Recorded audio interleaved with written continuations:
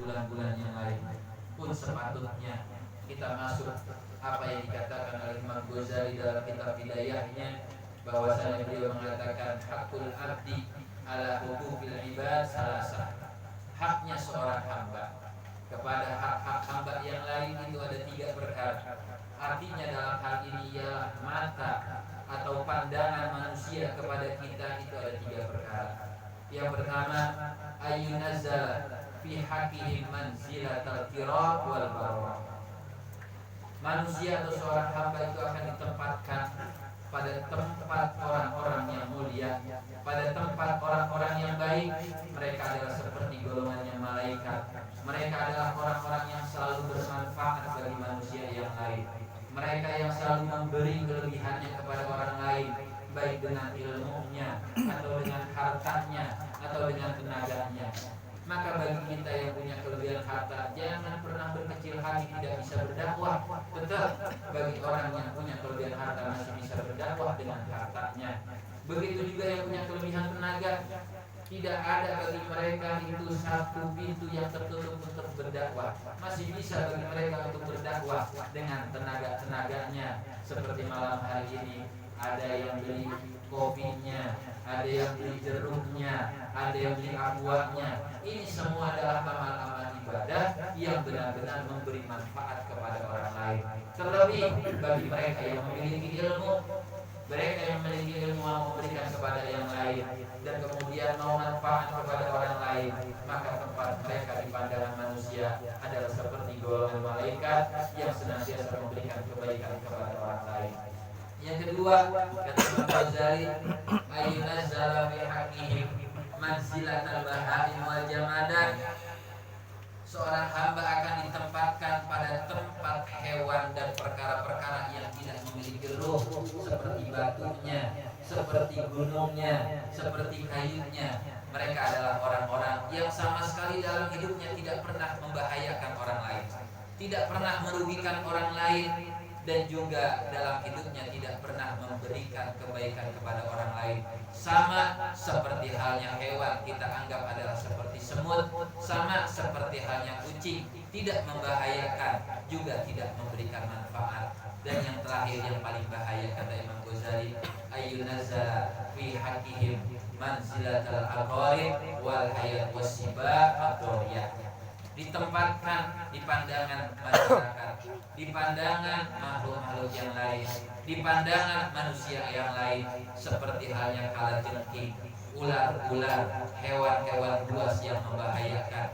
Manusia di sisinya sama sekali tidak mendapatkan manfaat, malah mendapatkan bahaya dari hartanya, dari lidahnya, kemudian dari nasabnya, kemudian dari ilmunya, yang mana kelebihan-kelebihan itu yang Allah berikan bukan malah memberikan manfaat, malah membahayakan kepada orang-orang sekitarnya.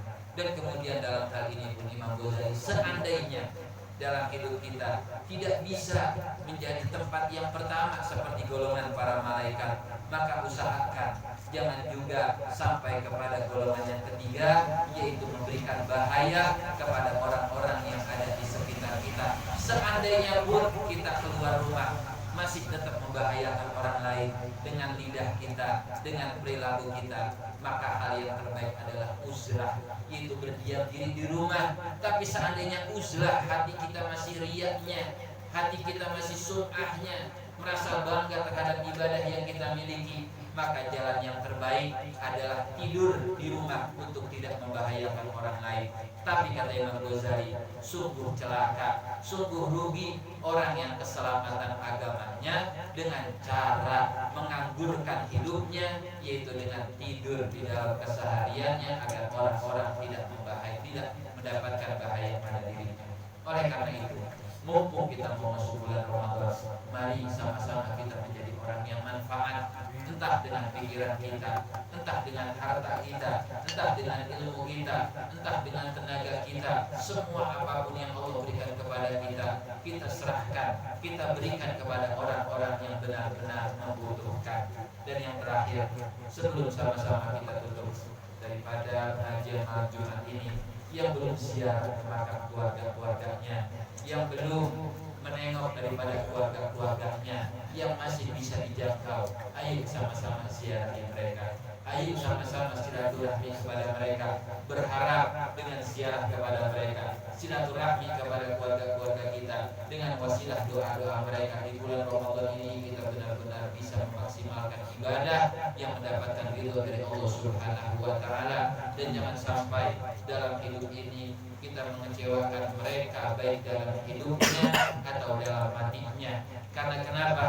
Karena ketika seseorang sudah mendapati bulan Ramadan, juga mendapatkan kehidupan orang tuanya, atau setelah wafatnya tapi tidak diampuni dosanya, itu adalah orang serugi-ruginya bisa hidup di alam dunia ini. Maka oleh karena itu, bagi kita yang masih punya orang tua, minta doa kepada mereka untuk benar-benar dapat kemujuran dalam hidup ini. Dan yang sudah wafat pun sama-sama kita ziarah kepada mereka, dan kita titipkan doa kita dengan wasilah mereka, yang mana Allah memberikan apa-apa yang kita niatkan, apa-apa yang kita hajatkan, apa-apa yang kita cita-citakan. Karena sungguh apa-apa yang kita dapat saat ini, baik rezeki yang lebih atau ilmu yang lebih atau segala apapun yang ada pada diri kita, jangan sampai kita berbangga ini semua hasil usaha saya. Tidak, kita bisa sukses, kita bisa sampai sekarang bekerja, kita bisa sampai sekarang usaha. Di dalam kitab Mafahim Yajibu An-Tusoha Syekh Muhammad bin Ali bin Abbas Amaliki,